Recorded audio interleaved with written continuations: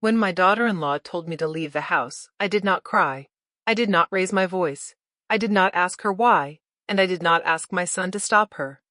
I simply stood there, holding a small bag that I had packed with shaking hands, and I smiled.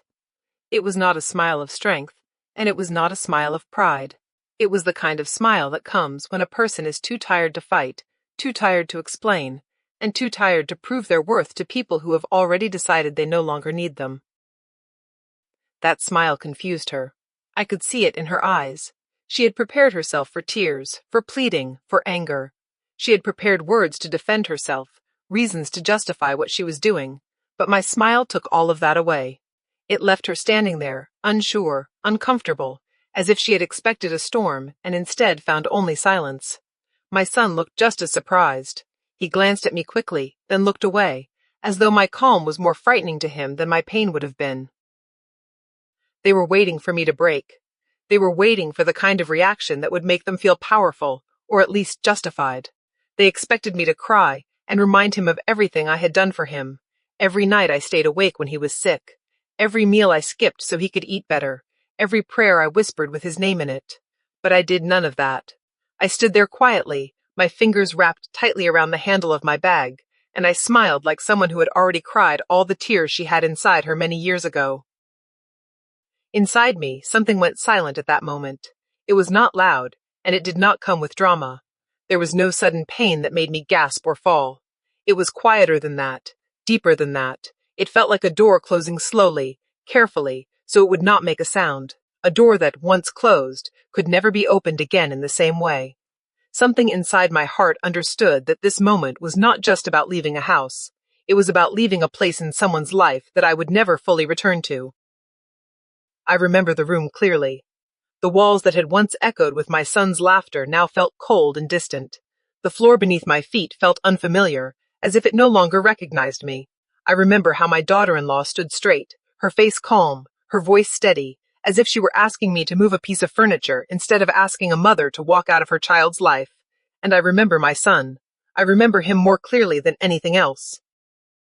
He did not look at me.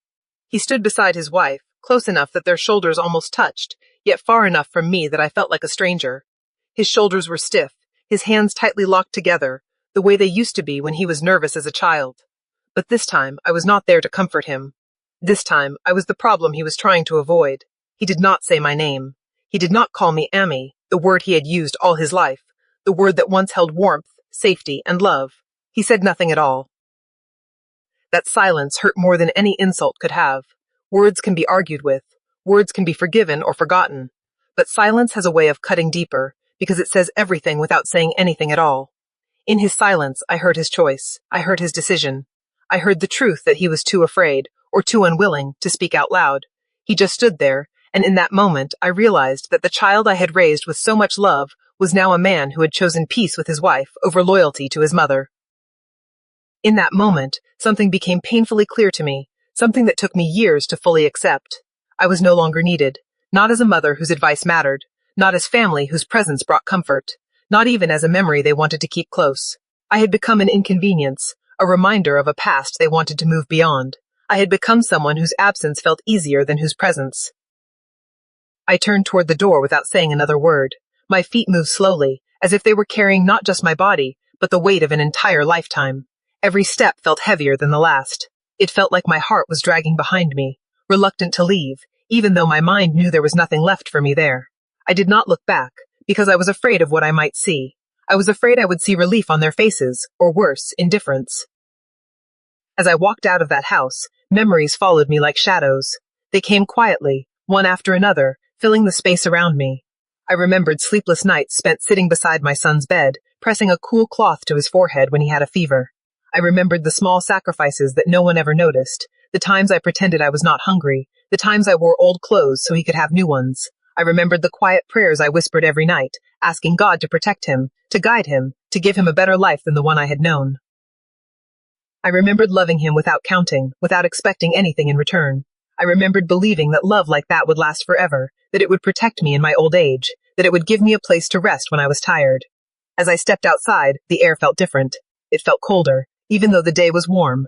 It felt like the world had shifted slightly, just enough to remind me that nothing is permanent, not even the bond between a mother and her child. This is the story of how my own child stood silently while his wife asked me to leave. It is the story of how I walked away with a smile that hid a broken heart. And it is the story of how, in losing my place in their home, I began a painful journey toward understanding what love truly costs and what it means to finally let go. I raised my son alone, and that truth shaped every part of my life, even before I fully understood what it would cost me. When his father died, my son was only 6 years old, still small enough to believe that adults had answers for everything, and that parents could fix any problem. One ordinary morning, his father was there, smiling softly, standing on a chair to fix a broken fan while my son watched him with wide eyes. By evening, that same man was gone forever. I still remember standing at the grave, the earth fresh and dark, my hands trembling as I held my crying child. He kept asking when his father would come home. I had no words that could explain death to a 6-year-old, so I held him tighter and cried silently, knowing that from that moment on, I had become both mother and father to him. From that day forward, my life became very simple, but also very heavy. There was no room for dreams, no space for rest. Every day followed the same quiet pattern. I woke up before sunrise, my body already tired, but my mind focused on what needed to be done. I worked wherever I could find work, sometimes washing clothes for neighbors, sometimes cleaning houses, sometimes stitching torn shirts late into the night by the dim light of a single bulb. I cooked simple meals, cleaned our small home, and saved every coin I could, counting and recounting them like they were treasures. Everything I did, every small decision, every sacrifice, was for my son. There were days when my hands cracked from soap and water, when my eyes burned from lack of sleep, but I kept going. I washed clothes for neighbors until my back ached, scrubbing stains that never seemed to disappear, because each shirt I cleaned meant a little more food on our table. At night, when my son slept, I stitched clothes quietly, careful not to wake him, my fingers moving automatically while my thoughts wandered. Sometimes my stomach growled, but I ignored it. I skipped meals so he could eat better, telling him I had already eaten or that I was not hungry. He never knew the truth, and I never wanted him to. When he was sick, I stayed awake all night, sitting beside him, watching his chest rise and fall, whispering prayers with every breath.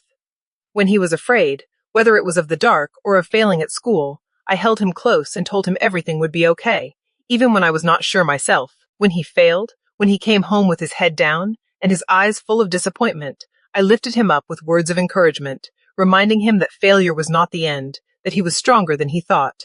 I became his safe place, the one place where he could rest without fear. I never told him how tired I was. I never showed him how lonely I felt in the quiet hours of the night, when the house felt too big and too empty. I did not talk about the weight on my shoulders or the fear that sometimes kept me awake, wondering what would happen to us if I got sick or could no longer work. Mothers do not complain. That is what I believed, and that is how I lived. Mothers endure, quietly, patiently, hoping that one day their sacrifices will bloom into something beautiful. Years passed, and my son grew taller, stronger, more confident. He studied hard and eventually found a good job. People began to praise me openly. Neighbors, relatives, even strangers said, "You raised a good son." They said it with admiration, as if my life had finally been proven worthwhile. Each time I smiled proudly, my heart swelling with quiet joy. In those moments, all the tired nights and empty stomachs felt worth it. I believed that everything I had given had found its purpose in him. When he told me he wanted to marry, my heart felt full in a way I had not felt since his childhood. I thanked God and prayed deeply, asking for a good woman to come into his life, someone kind, respectful, someone who would understand the bond between a mother and her only child. I dreamed of a peaceful home filled with shared meals, gentle conversations, and mutual care. I imagined myself stepping back slowly, giving them space, but still being part of their life, still being Ami. When she came into our lives, I welcomed her with open arms and an open heart. I wanted her to feel loved, to feel safe, to feel that she was not entering a house filled with rules and control, but a home built on care. I cooked her favorite food even when it took extra effort.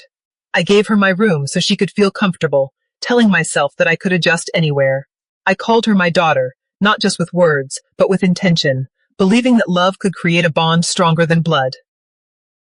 In my heart, I truly believed we were becoming a family. I believed that my years of patience and sacrifice had led to this moment of shared happiness.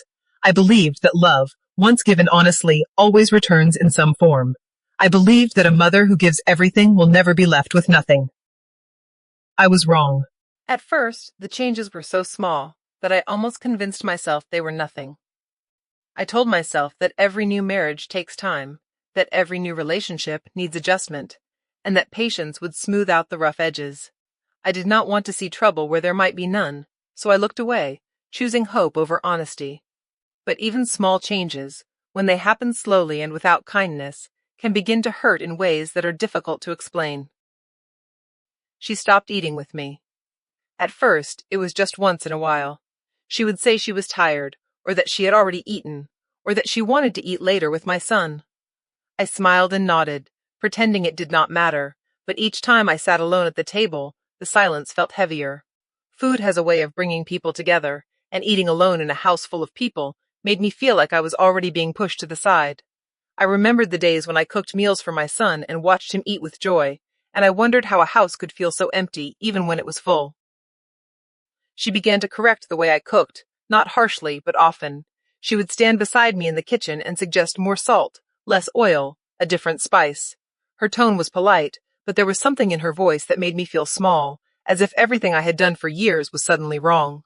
I nodded and followed her instructions, even when my hands trembled slightly. Cooking had always been my way of showing love, and now it felt like another thing I was failing at. Then she started moving my things without asking. A cup I always used would be placed somewhere else. My shawl would disappear from the chair where I left it. Small changes, small movements, but each one felt like a quiet message telling me that this was no longer my space. I would search for my belongings and find them neatly arranged in places I did not choose, and I would thank her softly, even though my chest felt tight.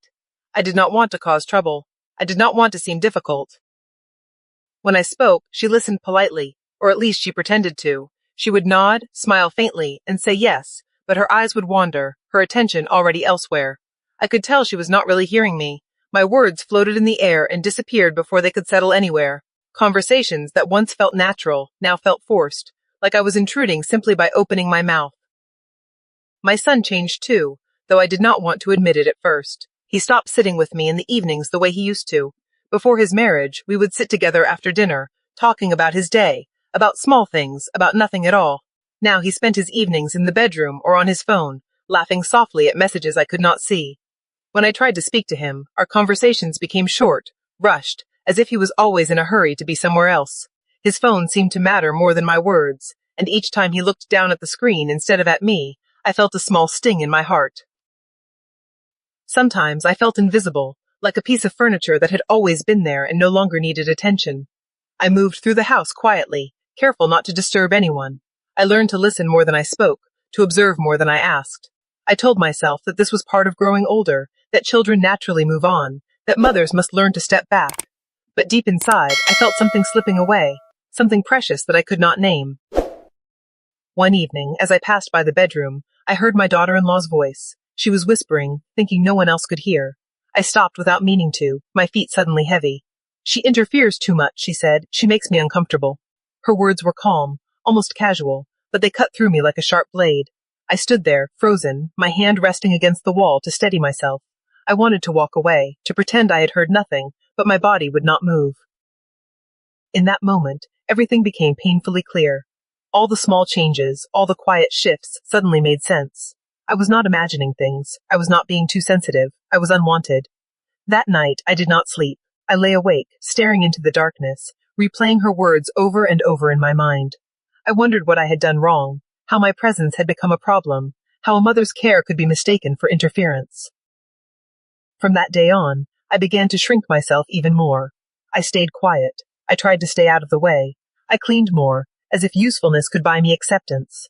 I spoke less, choosing my words carefully, often deciding it was better not to speak at all. I believed that if I made myself small enough, invisible enough, I could avoid causing discomfort. I thought silence would protect me. But silence did not protect me. It slowly erased me. With every unspoken word and every step taken quietly, I faded a little more. The less space I took, the easier it became to forget that I was there at all. And without realizing it, I was already disappearing from a home I had once built with love. It happened on a morning that looked like any other, and maybe that is what made it hurt even more. The sun came in through the window the same way it always did, soft and pale, touching the walls that had once felt like home. I woke up early, as I always had, and moved quietly through the house, careful not to disturb anyone. I made tea, folded a blanket, and stood for a moment listening to the familiar sounds around me. Nothing felt different, yet everything was already changing. There was no shouting that day, no raised voices, no angry words thrown like stones. There was no drama that would have warned me, no sign that my life was about to shift in a way I could never undo. Everything was calm on the outside, too calm. The kind of calm that comes before something breaks quietly and completely.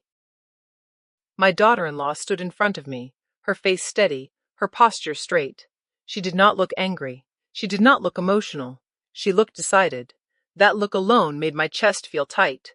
She spoke slowly, clearly, as if she had practiced these words in her mind many times before saying them out loud. "This is our house now," she said, her voice even and controlled. "You should go stay somewhere else." For a moment I did not understand what she meant. The words were simple, but my heart refused to accept them. I looked around the room, at the walls I had cleaned, the floor I had walked on for years, the space where I had lived, prayed, and waited. I wanted to ask where I was supposed to go, what I had done wrong, when this decision had been made. But my mouth stayed closed, and my eyes moved toward my son. I looked at him with a hope that I did not even realize I still had. I waited for him to speak. I waited for him to step forward, to place himself between us, to say something, anything. I waited for him to say, "She is my mother." I waited for him to remind her, and maybe himself, of who I was and what I meant. I waited for the child I had raised to appear, just for a moment. But he said nothing. Not one word. He stood there, silent, his eyes fixed somewhere far away, as if he were watching something that only he could see. His silence felt heavier than any insult. Her words had asked me to leave a house. His silence told me I no longer belonged in his life. That realization settled into my heart slowly, painfully, like cold spreading through my bones. I nodded, not because I agreed, but because I had no strength left to argue. I nodded because I understood that this conversation was already over, even though it had barely begun. I turned and walked to my room, each step feeling unreal, as if I were moving through a dream I could not wake up from. The room looked smaller than it used to, emptier, like it had already started forgetting me. I opened the cupboard and took out a small bag. I did not pack much, just a few clothes, a shawl, and some small things that belonged to me alone. My hands moved slowly, carefully, folding each item as if this were a normal departure, as if I were going somewhere by choice. With every piece I placed in the bag, a memory surfaced, a moment, a feeling. I swallowed hard and kept going. When I came back into the room where they were waiting, I held the bag in my hand. I could feel its weight, light compared to the weight in my heart. I looked at them one last time, at the people who had once been my family, and I smiled. That smile was not strength, it was not bravery, it was surrender. It was the smile of someone who has realized that fighting will only bring more pain, and that sometimes walking away quietly is the only dignity left. I did not say goodbye. I did not look back as I walked out the door. I was afraid that if I did, my legs would stop moving, or my heart would break in a way that could not be hidden. So I kept walking, carrying my small bag and a lifetime of memories, leaving behind a house that was no longer mine, and a son who had chosen silence over love. After I left that house, I went to stay with a distant relative, someone kind enough to offer me a small room and quiet space without asking too many questions. The house was unfamiliar, the walls bare of my memories, and the air carried the feeling of being temporary, like I was only passing through. At night, the silence felt heavier than anything I had known before. There were no familiar sounds, no footsteps I recognized, no voice calling my name. The nights were long, stretching endlessly, filled with thoughts that refused to let me rest. I lay awake listening to the slow ticking of time, wondering how my life had reached a place I never imagined it would. The silence was not empty. It was full of memories, full of questions, full of feelings I had kept hidden for years. In that quiet, I replayed moments from my past, both happy and painful. I thought of my son as a child, his small hand wrapped around mine, his laughter filling the room. I thought of the day he turned away from me, his silence louder than any words. Other nights, I simply stared into the darkness, too tired even for tears. Some nights I cried softly, pressing my hand against my mouth so no one would hear. But slowly, something inside me began to change. It did not happen suddenly, and it did not happen easily. It happened in small, gentle ways, almost without me noticing at first. One morning, I woke up and realized I could breathe a little easier. My chest did not feel as tight as it had the day before. The air felt lighter, as if a weight I had carried for years had finally been set down. For the first time in a long while, I was not waking up with fear or worry sitting heavy on my heart. For the first time in years, I was not trying to please anyone. I did not have to measure my words or soften my voice. I did not have to watch every step I took or wonder if my presence was unwanted. I was not walking on eggshells, afraid that one wrong move would cause discomfort. I was not begging for love through silence or service. I was simply existing, and that felt strange at first, almost uncomfortable, but also freeing. I missed my son deeply. That feeling never disappeared, no matter how much time passed. There were moments when something small, like a familiar smell or a passing memory, would make my heart ache with longing. But I stopped waiting for him. I stopped looking at the door, hoping he would appear. I stopped imagining conversations that might never happen. Waiting had become too painful, and I had already waited my whole life. Some bonds do not break with shouting or anger. They break quietly, through disappointment, through absence, through silence that grows wider with each passing day. That was the kind of break I experienced. It was not dramatic, but it was final in its own quiet way. Accepting that truth hurt, but denying it hurt even more. I learned that holding on to what no longer exists only deepens the wound. In that quiet place, I learned something else too. Sometimes, letting go is the only way to save what little peace remains in your heart. Letting go does not mean you stop loving. It means you stop hurting yourself by expecting love in return where there is none. It means choosing to protect your heart, even if it feels lonely at first. I began to find small moments of peace, a cup of tea enjoyed slowly, a prayer whispered without urgency, a morning spent in silence that no longer felt threatening. I started to see myself not as someone who had been thrown away, but as someone who had survived being discarded. I was no longer someone's burden, no longer someone waiting to be tolerated. I was just me, a woman who had loved deeply, given everything, and learned painfully to stand on her own again. And in that realization, I found a quiet strength. It was not loud or proud, but it was real. For the first time in a long time, I felt enough. The days after I left felt empty in a way I had never experienced before. It was not the kind of emptiness that screams or demands attention. It did not arrive with sharp pain or sudden shock. It was softer than that, quieter, like sitting alone in a room where no one remembers you were ever there. The world continued moving. People continued living, but I felt as if I had slipped out of the picture without anyone noticing. I woke up early every morning out of habit. My body had learned. Even though there was no one to wake up for, no one waiting for tea or breakfast, my eyes still opened before the sun. I folded my blanket neatly, smoothing out every crease, the same way I had done all my life. I whispered my prayers under my breath, asking for strength, for patience, for understanding, even though I was no longer sure what I was praying for. These routines were part of me, and letting go of them felt like letting go of myself. But the hardest part was realizing that no one needed me anymore. No one asked if I had eaten. No one asked where I was going or when I would return. No one asked for advice they would later ignore. My phone stayed silent for days. Sometimes I checked it without realizing, my fingers moving on their own, hoping to see my son's name. It never appeared. Each quiet moment reminded me that my presence no longer mattered in the way it once had. At first, that realization hurt deeply. I had spent my whole life being needed. My days had been full because someone depended on me, because my actions mattered to someone else. Now, I was just existing. I moved through time slowly, with nothing demanding my attention, nothing pulling me in any direction. That kind of freedom felt more like loss than relief at the beginning. Some nights, I lay awake staring at the ceiling, tracing invisible cracks with my eyes, my thoughts refusing to rest. I wondered when I had become so easy to throw away. Was it when my hair turned gray? When the mirror stopped recognizing the woman I used to be? Was it when my hands grew slow and tired, leading me to need help instead of always giving it? Or was it when I stopped being useful, when my role shifted from provider to presence, and presence alone was no longer enough? These questions circled my mind endlessly. I searched my memories for mistakes, for moments where I might have failed, for reasons that could explain why I had been pushed aside so easily. I cried quietly into my pillow, pressing my face down so no one would hear. Old habits are hard to break, and even in my pain I did not want to be a burden.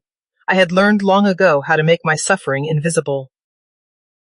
But slowly, something unexpected began to happen. It was not dramatic, and it did not come all at once. The pain did not disappear, but it began to soften, like sharp edges being worn down over time. The ache in my chest became less constant. My thoughts grew quieter. I still hurt, but the hurt no longer consumed me. That change did not come because the situation improved. It came because I stopped blaming myself. I stopped asking what I had done wrong and started accepting that some things break not because we fail, but because people change. I realized that loving deeply does not always protect you from being left behind. And in that understanding, I found a small measure of peace.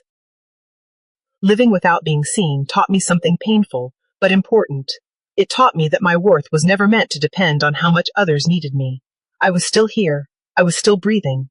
And even in the quiet, even in the emptiness, I was still someone. One quiet afternoon, when the house was still and the world outside seemed far away, I sat alone near a small window. It was not a special place, just a simple chair by the wall, but the sunlight reached it gently, as if it had been waiting for me. The light fell softly on my hands, and for the first time in a long while I really looked at them. I noticed every line, every scar, every sign of time that had shaped them. These were hands that had worked all their life, hands that had cleaned, cooked, stitched, carried, and comforted. These were hands that had raised a child from nothing, hands that had wiped tears, held small fingers, and guided a young boy into adulthood. As I sat there, something unexpected rose inside me. It was not sadness or anger. It was something quieter, something I had not felt in years. Respect. Respect for myself. I felt it settle into my heart gently, like a truth that had been waiting patiently for me to notice it. I realized that these hands, this life, this woman sitting by the window, deserved more than silence and dismissal. In that moment, I understood something that had taken me a lifetime to learn. I had confused sacrifice with love. I had believed that loving someone meant giving everything, even when it hurt, even when it erased me. I thought being a good mother meant shrinking myself so my child could grow, disappearing so others could be comfortable. I had measured my love by how much I could endure without complaint, how much of myself I could give away. But love should not make you feel unwanted. Love should not make you question your place or your worth. Love should not silence you or make you afraid to speak, and love should never throw you out when you become inconvenient. These truths felt heavy as I accepted them, but they also felt freeing.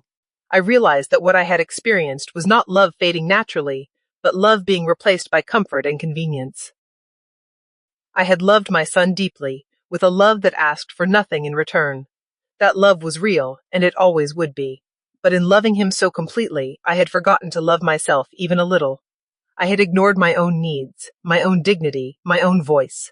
I had allowed myself to be pushed aside because I believed that was the price of love. That afternoon, sitting quietly with the sunlight warming my hands, I made a promise to myself. It was not a loud promise, and no one else heard it, but it was strong. I promised that I would stop begging for space in a heart that had already closed its door. I would stop chasing approval where it was no longer offered. I would stop shrinking myself to fit into places where I was no longer welcome. For the first time, I chose myself, and in that choice, I felt a strength I had never known before. Forgiveness did not come easily to me. I wish I could say that one day I woke up and everything felt lighter, that the pain simply lifted and left me at peace. But that is not how it happened. Forgiveness arrived slowly, unevenly, and often painfully. Some days, anger knocked loudly on my heart, demanding to be heard. It reminded me of the silence my son chose, of the moment he stood there and let his wife tell me to leave. On those days, my chest felt tight, and my thoughts were sharp and restless. Other days, sadness sat beside me quietly, like an old companion who did not need words. It simply stayed, heavy and still, reminding me of what I had lost. There were mornings when I felt strong, convinced that I had accepted everything, only to find myself breaking down by evening. I would replay moments in my mind, wondering how love could fade into indifference so easily. I would imagine different endings, different words spoken, different choices made. Each imagined version ended the same way, with the same unanswered questions. Why didn't he stop her? Why didn't he speak for me? Why was my love not enough? But hatred is heavy. I felt its weight every time I allowed anger to take over. It drained me, made my body tired and my spirit restless. I had already carried so much in my life. Years of sacrifice, years of worry, years of quiet endurance. I did not have the strength to carry hatred too. I realized that if I held on to that anger, it would slowly consume what little peace I had left. I did not forgive my son for him. That was an important truth I had to face. Forgiveness was not a gift I gave him, and it was not something he asked for. I forgave him for myself, because I needed to breathe without pain tightening my chest. I needed my thoughts to rest without always returning to that moment of silence. Forgiving him was the only way to stop his choices from controlling my present. Letting go meant releasing questions that had no answers. I stopped asking myself what I could have done differently, because no answer would change what had already happened. I let go of the "why didn't you stop her" that haunted my sleep, because replaying it only reopened wounds that could never fully heal. Some questions are not meant to be answered, they are meant to be released. Holding on to pain did not bring my old life back. It did not restore my place in my son's home, and it did not turn back time to when love felt safe and certain. All it did was keep me tied to a past that no longer existed. I began to understand that clinging to pain was another way of refusing to move forward, and I had already stood still for too long. So I let it go, slowly and gently, without announcing it to anyone. There was no dramatic moment, no clear line between anger and peace. It happened quietly, in small decisions. I chose not to replay certain memories. I chose not to speak certain words out loud. I chose rest over resentment, silence over blame. Each small choice added up, creating space inside me where pain used to live. Forgiveness does not mean forgetting. I did not forget what happened, and I did not pretend it did not hurt. Forgiveness meant accepting that it happened, and deciding that it would not define the rest of my life. It meant choosing peace over bitterness, even when bitterness felt familiar and justified. Peace felt lighter. It allowed me to wake up without heaviness in my heart, and to sit with my thoughts without feeling overwhelmed. Waiting for an apology that might never come had kept me stuck for too long. Letting go freed me from that waiting. It allowed me to live again, not as someone who had been wronged, but as someone who had survived and chosen herself. And in that choice, I found a quiet strength that did not depend on anyone else's words or actions. Months passed, each day flowing quietly into the next, measured only by the small routines I had built around myself. The mornings began the same, with sunlight filtering softly through the window, and the nights ended in the same silence that had become so familiar. I did not expect much. I had stopped hoping for reconciliation. I had stopped waiting for anyone to come knocking at the door, acknowledging the space that I had occupied in their lives and quietly left behind. Life had become a rhythm of survival and quiet reflection, and that was enough, or so I thought. Then one evening, as the sun dipped low and painted the sky with shades of amber and rose, I heard a familiar voice at the door. It was soft, hesitant, almost uncertain, but it carried a weight that made my heart skip. Ami. The single word, spoken as if it were fragile, filled the room in a way that nothing else had in months. I froze where I stood, my heart catching in my chest. I turned slowly, afraid that I might be imagining it, afraid that my heart might betray me with hope I could not bear to feel. And there he was, my son. He looked different, somehow both older and younger at the same time. His frame was thinner, his shoulders slightly stooped from weariness, his face lined with exhaustion that years of life had painted upon him. His eyes could not meet mine at first. They wandered across the room as if measuring the distance, as if searching for reassurance that the mother he had left behind was still the same woman he had once known. For a moment I could not speak.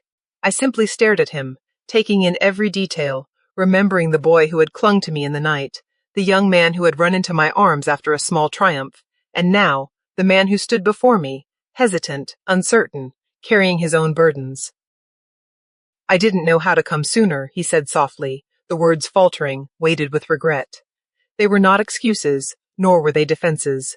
They were simply his truth, spoken as gently as he could manage. My lips trembled, but I said nothing. I watched him carefully, really seeing him for the first time, not as the child I had raised, but as the man he had become.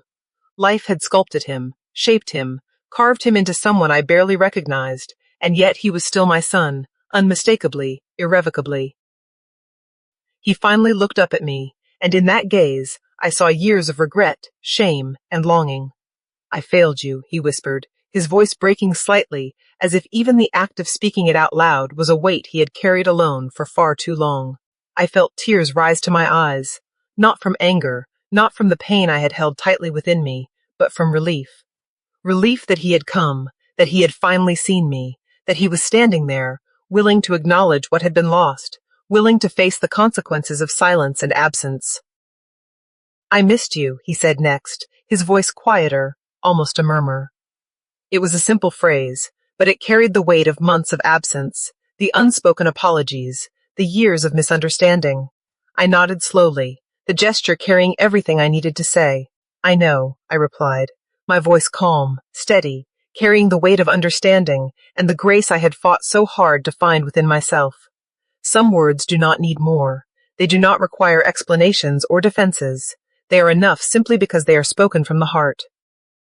That night, we sat together quietly, not as mother and son, not as the child and parent of the past, but as two human beings learning how to speak again. There were no accusations, no shouting, no attempts to assign blame. The space between us was filled with something new, something fragile but real, an attempt to understand, to reconnect, to let the past exist without letting it dictate the present. We did not rush the conversation. Words came slowly, cautiously, each one tested before it was spoken. Sometimes we simply sat, listening to each other's presence, the sound of breathing filling the space where years of absence had left silence. The night was long, and yet it was comforting in a way that I had not known for many months. It was a night of small beginnings, of tentative steps, of learning again how to share space, how to be together, how to exist in the same room without old pains resurfacing. In that quiet, I realized that reconciliation does not always arrive with grand gestures. It comes softly, with a whispered apology, a tentative, I missed you, a look that finally sees you. It arrives in the courage to face the past, in the willingness to sit together and rebuild even the smallest pieces of what was lost. And as I watched my son, tired, hesitant, but present, I felt something I had almost forgotten, hope. Hope that even after being unseen, even after being pushed aside, love can still return, not in the same form, not without scars, but with the possibility of healing. That night, in the silence that we shared, two hearts were learning to speak again, slowly, carefully, with a tenderness born of loss and longing, and for the first time in a long while, I believed that even broken bonds can begin to mend when the heart is willing to see and be seen.